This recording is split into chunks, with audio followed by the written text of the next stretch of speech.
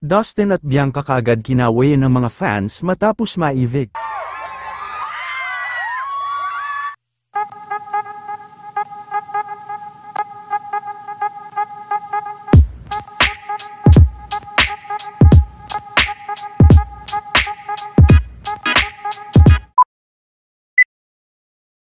Sa muling pagkakataon ay muli nga na nagpakita ng suporta, ang iba't ibang mga fandom ng mga housemates ni Kuya, at sa huling eviction night, ay tinodo na rin ng mga fans, ang kanilang pagpapakita ng suporta sa kanila.